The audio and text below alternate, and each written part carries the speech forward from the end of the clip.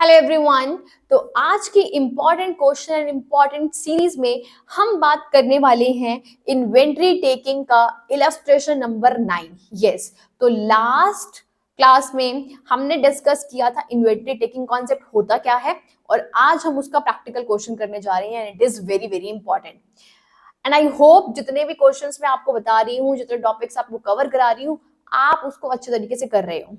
Right, good. चलो आ जाओ, question को रीड करते हैं।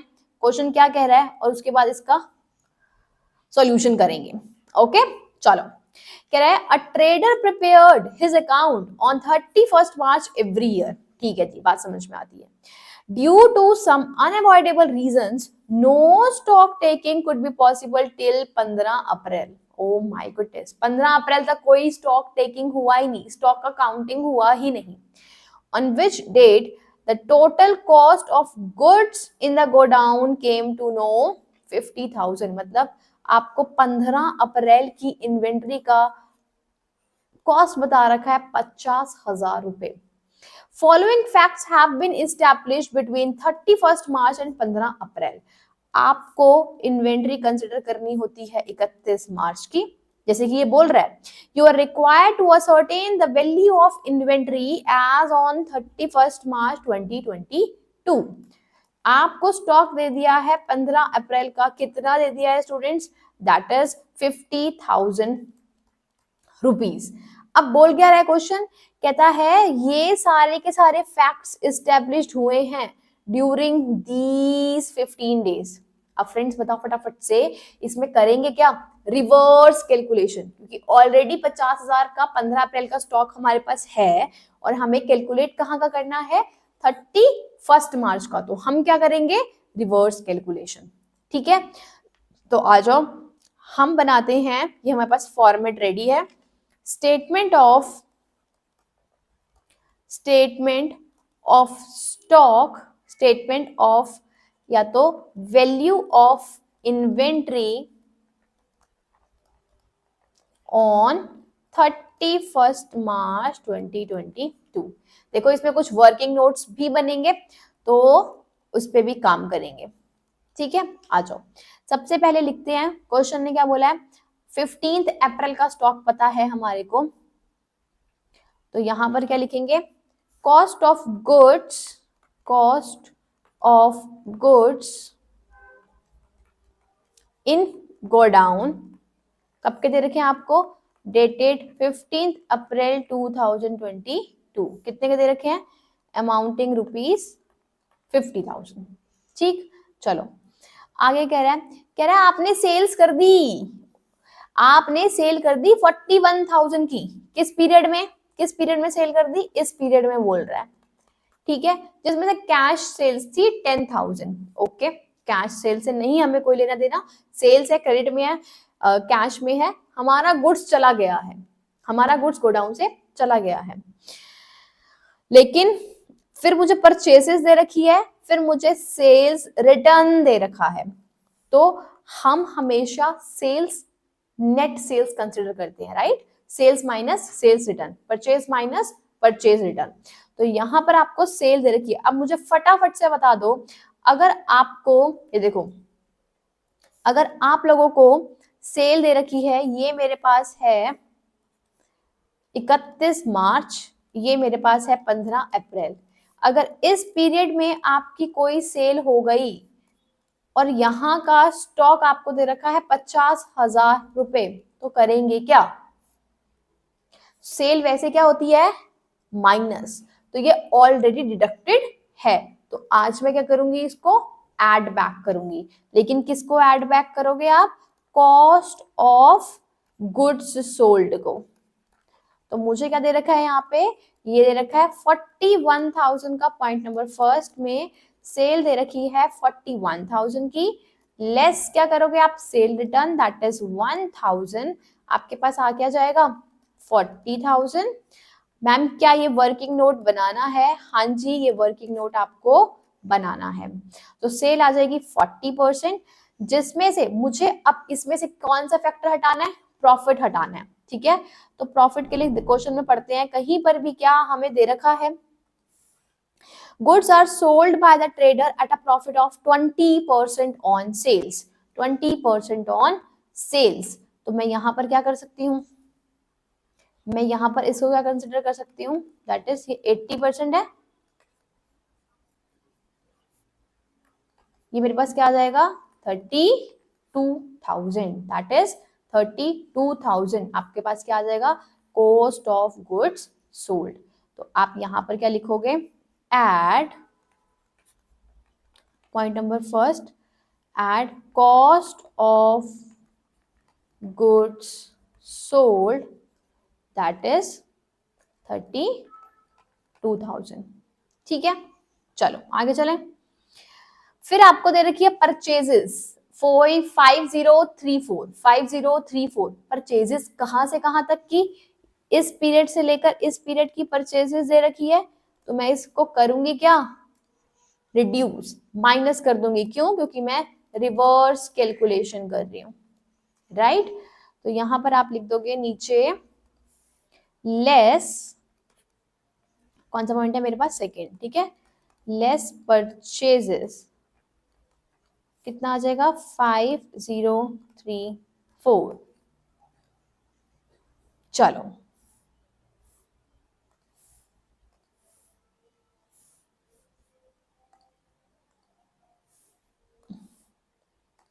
चले आगे चलें, चलो कोई बात नहीं, छोड़ो, ठीक है आगे बढ़ते हैं। नेक्स्ट क्या बोल रहा है हमारे को, फर्स्ट पॉइंट कर लिया हमने, सेकंड भी कर लिया, थर्ड भी कर लिया, fourth and fifth point are pending. कह रहे हैं on 15th March goods of the sale value 10,000 were sent on sale और return basis, important to a customer, the period of approval being 4 weeks. आपने करा क्या, पॉइंट नंबर 4, ठीक है, आपने गुड्स दे दिए, आपने गुड्स दे दिए, सेल और रिटर्न बेसिस पर दे दिए, सेल और रिटर्न बेसिस पर दे दिए। हमने बोला भाई जा जा जा भाई जा, 10,000 के गुड्स लेकर चला जा, मर्जी है रखने हो रख लियो, वरना वापस दे दियो, कोई दिक्कत नहीं है। ये क्या होता है, सेल और रिटर्न बेसिस, भाई रखने हो तो रख लियो वरना वापस दे दियो। तेरे पास 4 वीक्स का टाइम है, 4 वीक्स है तेरे पास, 4 हफ्ते में बता दियो रखना है या नहीं रखना, ठीक है। इस 4 हफ्ते के बीच में आ गई मेरे पास 31 मार्च की डेट, एंड डेट। तो मेरे पास सेल और रिटर्न बेसिस का रूल क्या कहता है, जिस दिन आप गुड्स भेजते हो उस दिन आप एंट्री अपनी बुक्स में क्या कर लेते हो, डेटर्स टू सेल। आपने आज के दिन ही एंट्री बुक कर ली डेटर टू सेल, लेकिन फिर आती है 31 मार्च और यहां पर आते हैं कौन, ऑडिटर साहब, कहते हैं अरे अरे ये तुमने सेल कैसे बुक कर दी। यहां पर तो क्या करना पड़ेगा आपको, सेल का रिवर्सल करना पड़ेगा, क्यों, क्योंकि अभी जिस इंसान को आपने दिया है गुड्स उसने रजामंदी या रिजेक्शन नहीं दिया है, राइट। तो 31 मार्च को अगर मैंने यहाँ पर डेटर टू सेल कर दिया था 10,000 जिस दिन मैंने गुड्स भेजे थे, तो 31 मार्च को हमने एंट्री क्या कर दी, sale to debtors, sale to debtors कितना 10,000 एंड 10,000, ठीक है, ये हमने एंट्री पास कर दी। तो कुल मिला के हुआ क्या, अभी तक तो मेरा कोई भी सेल का बुकिंग नहीं हुआ है, कोई भी सेल का बुकिंग नहीं हुआ है। अब करेंगे क्या, क्वेश्चन क्या बोल रहा है, आ जाओ आगे बढ़ते हैं। कहता है ही return 40% of the goods on 10th April, 40% तो गुड्स उसने रिटर्न कर दिए, कह रहा भैया नहीं लेने, नहीं लेने भाई साहब नहीं लेने, ठीक है।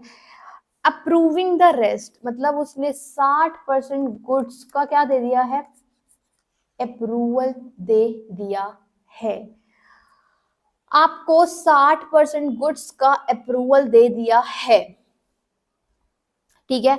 ये कब हुआ, ये काम हुआ था उस पीरियड से उस पीरियड तक जिसमें उसने अब हुआ क्या, यहां पर उसको पता चला, यहां पर उसको क्या पता चला, ये थी मेरे पास 15th ऑफ अप्रैल। आपने 31 मार्च को एंट्री कर दी तो सब कुछ न्यूट्रल हो गया, लेकिन उसने क्या बोला, 10 अप्रैल को उसने 40% गुड्स क्या कर दिए, वापस कर दिए।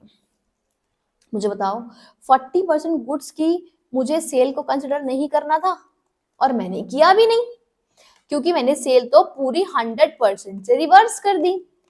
मैंने 31 मार्च को 100% अपनी सेल रिवर्स कर दी, तो 40% जो उसने मुझे वापस करा, राइट, मतलब मेरे यहाँ 31 मार्च तक तो हिसाब किताब कैसे न्यूट्रल है जी। मैंने ना सेल कंसिडर करा, कुछ भी कंसिडर नहीं करा मैंने, ठीक है। लेकिन मुझे बताओ उसने 100% गुड्स दिया था, जिसमें उसने 40% गुड्स तो क्या कर दिया, रिजेक्ट कर दिया, और उसने 60% का अप्रूवल दे दिया। इसका मतलब ये वाली सेल आपने जिसका अप्रूवल दिया है, वो सेल आपने 31 मार्च से 15 अप्रैल के बीच में रिकॉर्ड कर ली। क्या रिकॉर्ड कर ली, क्योंकि जो रिजेक्शन दिया था उसका तो बात ही खत्म हो गई ना, क्योंकि 100% तो आपने उसका रिवर्सल कर दिया, मतलब 40% तो हो ही गया। तो सिर्फ 60% गुड्स जिसका अप्रूवल दिया है उसने कौन सी डेट में, 10 अप्रैल को। तो आज मैं बुक करूंगी डेटर्स टू सेल, कितना, 6,000। तो इस पॉइंट का इंपॉर्टेंट पार्ट क्या है कि आपको ये समझना पड़ेगा कि भाई साहब मुझे सेल कितनी हुई है, कंसिडर कितनी करनी है 31 मार्च से लेकर 15 अप्रैल तक। तो कितनी कंसिडर करेंगे, 6,000, क्योंकि अप्रूवल कितने का आया है, 60% का। बाकी 40% तो रिजेक्ट हो गए, तो सेल तो है ही नहीं, और उसका रिवर्सल हम ऑलरेडी 31 मार्च को कर चुके हैं, ठीक है। तो अब मुझे इस सेल को कंसिडर करना है 6,000, बट मुझे यहाँ पर कंसिडर क्या करना है, cost of goods sold, cost of goods sold. तो मैं यहाँ पर कंसिडर क्या करूंगी, दैट इज 6,000 का 20% है हमारे पास, तो 6,000 का मैं 80% ले सकती हूँ, दैट इज 4,800। अब ये सेल है, तो मुझे इस सेल को, पॉइंट नंबर क्या है, 4, तो कॉस्ट ऑफ गुड्स सोल्ड कितना आ जाएगा, that is 4,800। Clear. Working note number में मैम ये सब कुछ बनाना है क्या, नहीं, आपको सिर्फ इतनी एंट्री करके दिखानी है, ठीक है। ये सब आपको समझाने के लिए था, बाकी चलो आ जाओ। नेक्स्ट क्या कह रहा है मेरे पास, लास्ट पॉइंट ये कह रहा है, कहता है the trader has also received goods costing ₹8,000 for sale on consignment basis. Consignment basis पे मिले हैं उसको गुड्स कॉस्टिंग, सेल नहीं दे रखा, बिके हुए गुड्स की कॉस्ट बता रखी है। तो मैं यहाँ पर कुछ प्रॉफिट मार्जिन हटाने नहीं वाली हूँ, क्यों, क्योंकि मेरा ऑलरेडी प्राइस जो है वो कॉस्ट पर है।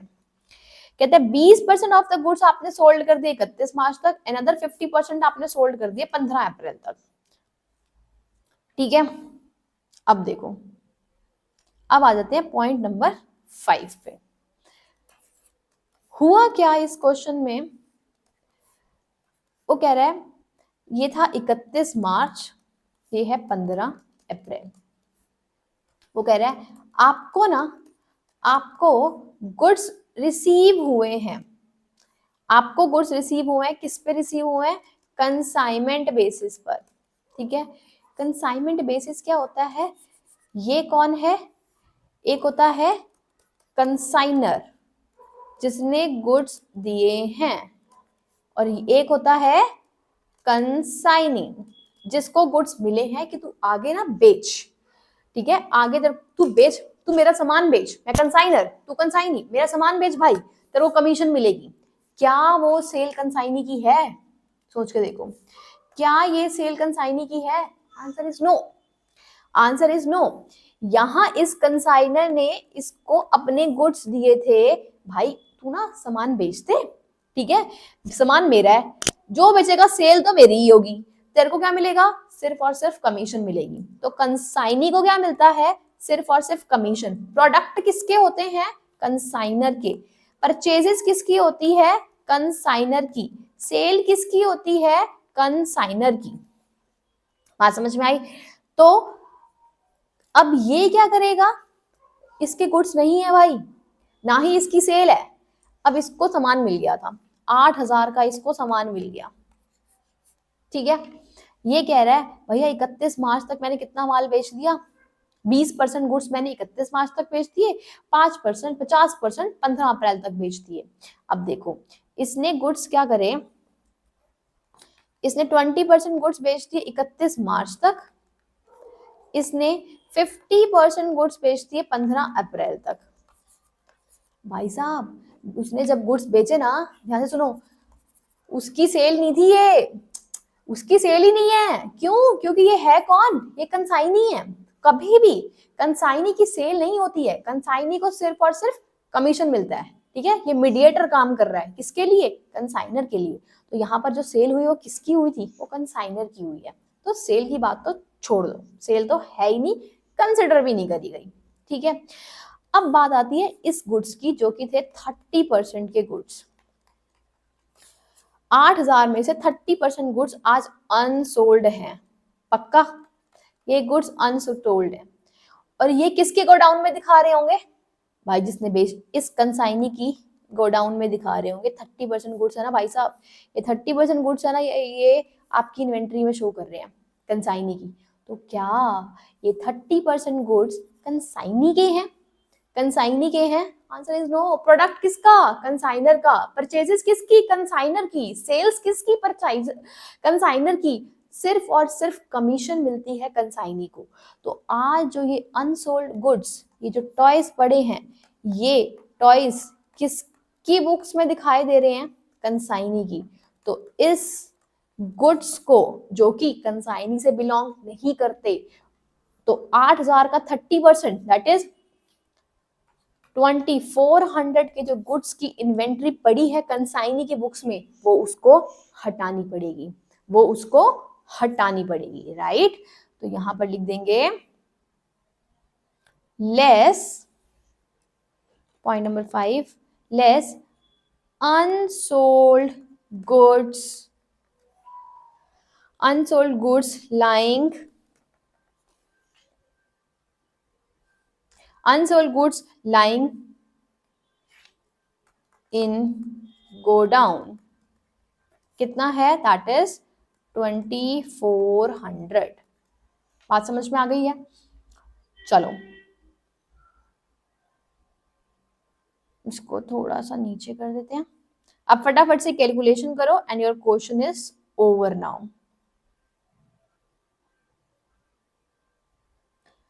करो फटाफट से कैलकुलेशन करो, शाबाश। यहां पर मेरे पास आ जाएगा, दैट इज ऐड करना है तो 50,000, 32,000, 4800 कितना हो गया, 008 6 5 6 7 8 86,800। फिर मुझे 5 इन दोनों को प्लस कर देते हैं, या तो फिर एक ही बार डिडक्ट कर देंगे, 4 3 4 7, ये लेस कर देंगे। आंसर क्या आएगा, 6 3 16 7 9। आई होप ये हमारी कैलकुलेशन ठीक है, और वैल्यूएशन ऑफ स्टॉक आ जाएगा 31 मार्च को, दैट इज 79366। आई होप आपको ये क्वेश्चन समझ में आ चुका है, और ये इंपॉर्टेंट क्वेश्चन है। Okay, all the best everyone, bye bye.